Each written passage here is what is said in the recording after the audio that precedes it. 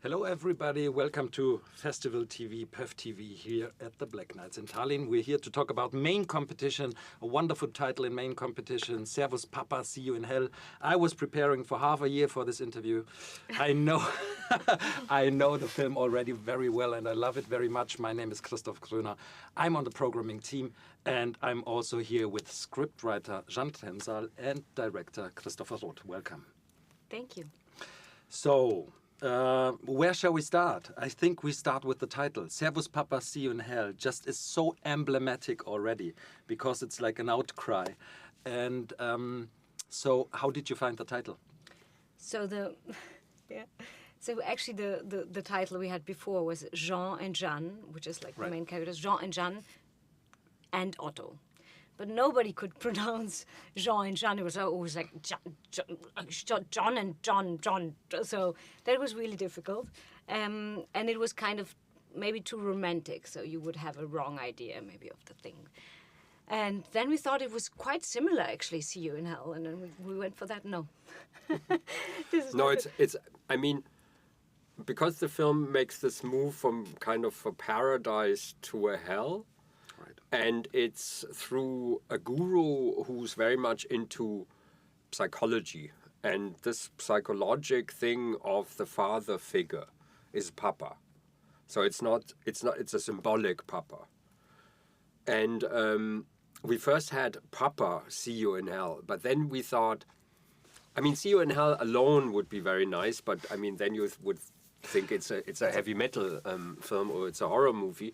But then Papa, See You in Hell, we thought it's also kind of this seriousness that it's not from first minute to the last minute, this kind of dark film. So we had the Servus in it, which also stands for this Austrian kind of sliminess. Whatever. All right. Just, it's kind of the Servus. Okay. Bussi. So different tonalities, very different tonalities and very different approaches. You as a screenwriter, I take one step back. This is about the Otto commune and near Vienna and the dynamics, the power dynamics, the sexual dynamics, all the dynamics of this commune that turned out wanting to be a paradise and was real life hell. Now, you lived in this commune and you worked together for a long time. So these are two approaches because I think, Christopher, you at the very same time are very interested in power dynamics and in exploring charisma.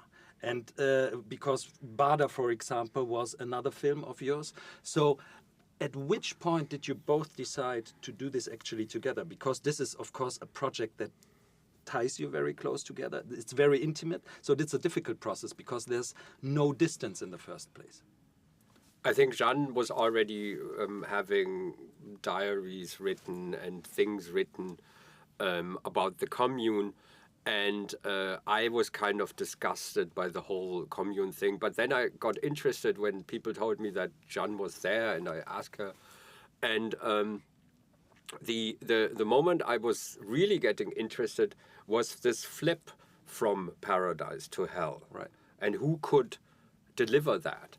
And I mean, you're right. I'm very interested in these kind of guys who, in these autonomous groups, are the most powerful ones and have this kind of trickster, magician, shaman power to that you actually don't know what their next reaction is. You know, you're dependent of them, but you are in this kind of. There's no ground. You always are on slippery ground, and this guy will tell you where to go. And Jeanne said her childhood was like in a paradise until she fell in love.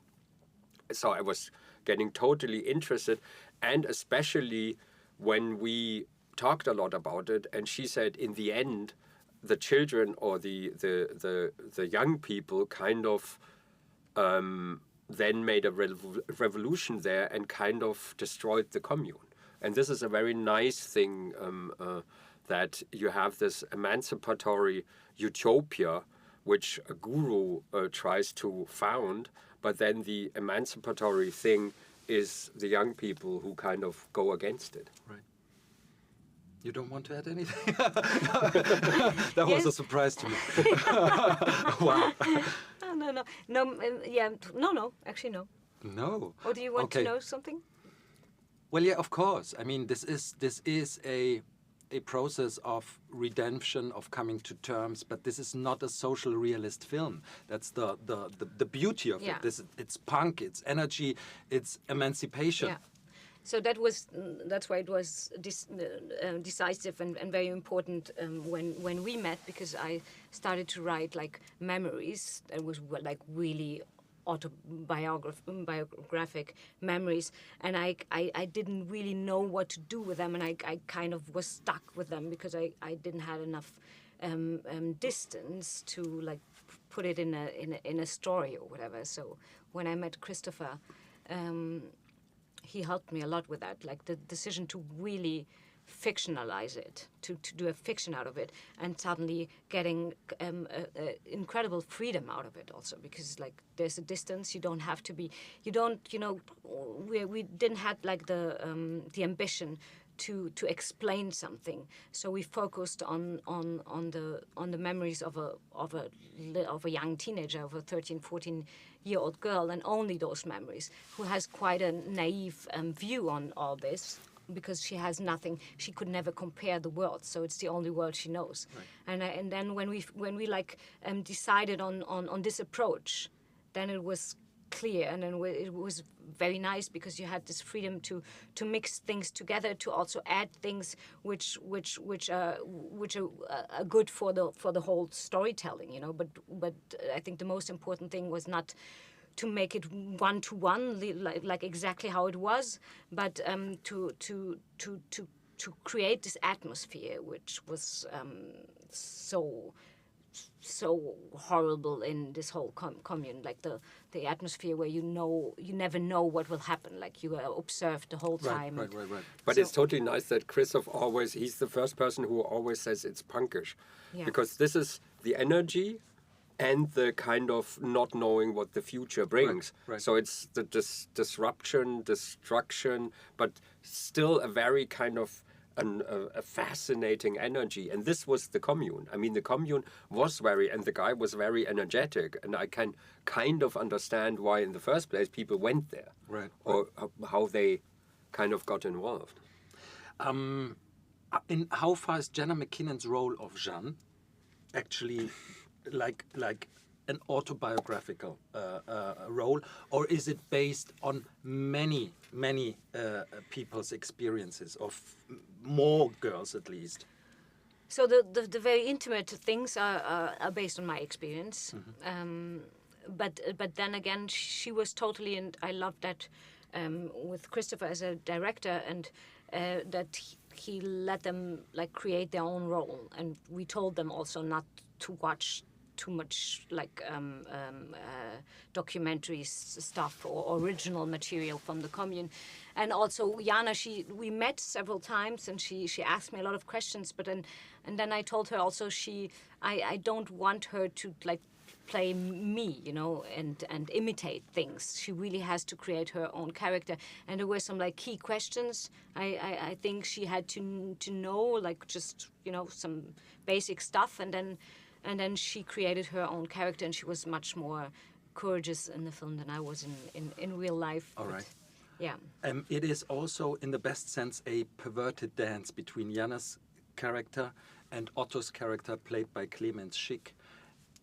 A dance within a bigger dance of a commune. You really, for this film, you went to the countryside as a whole team during COVID times, which is super special that you have such a freewheeling but also controlled film and take like a whole equipe. How long was that? How was the process? I mean, that must have been irritating and beautiful, and so many. I mean, the original commune was not on an island. All right. But I mean, we were very lucky. We went to this island during COVID. There was only one street leading to it. So we made tests and everything. And then the street was cut. Right. So nobody got out. Nobody got in the end. I mean, there came some extras and people. But in the end, we were for 6 weeks sleeping in tents and being together. But I said every morning, we are not a commune. We don't reenact this shit. We are serious, grown-up people. We make a film. Yeah. So it's not this kind of that we wanted to do this kind of Lars von Trier idiots thing and everybody is in his... But we made a film. But the energy comes very much from that there are these kind of self-performances, Selbstdarstellung, whatever. Every day in the commune they had this kind of arena theater-like thing where somebody had to go in the middle and say what they did wrong or did right, and then they had to perform. And we shot them like you would shoot a theater play. Right. So we shot them in 11 minutes. So the camera didn't stop, even if the other camera was in the... We did it with 2 cameras in the shot, or if somebody fell or fluffled with the line. No matter, we shoot. And this brought a lot of energy. And Clemens Scheck, who plays the Otto, had also the control over these scenes. Right. So like the guru. So I wasn't saying, you do more this. It was left to Clemens at a... Where to go, where to lead the people. Okay. That they have to applaud, that they have to do. He was the master of ceremony. He was the master of ceremony for these for this time, and I mean he did it so well, and much of the energy comes really from him because he's trained in theater. He's really kind of a bodily guy, and he really did it. Yeah, and especially when you suddenly have this context, this the dynamics. They come by themselves, and suddenly it was so close to the real commune. Even though we never like really rehearsed or with him like as Otto, we didn't know what to expect, and then we shot the first scene, and suddenly with this dynamic of hierarchies and whatever, and he was like the master. It was suddenly as we were like I was thrown back into because my Jeanne past. plays her own mother in the film, so she stood in the middle as her mother, watching herself as Jana McKinnon, seeing her father there. So it was like a family. What do you call that? Familienaufstellung. A Familienaufstellung. I wouldn't know. It's this psychological thing. Exactly. Right? Yes. How you position people. No, it is a true burst of energy. So many layers of complexity, psychological and bodily as well. We're extremely happy to have you here for the international premiere. We are extremely happy to be here. Yes, very, very happy. It's a big honor. Go into the cinema here at PÖFF for Servus Papa. See you in hell.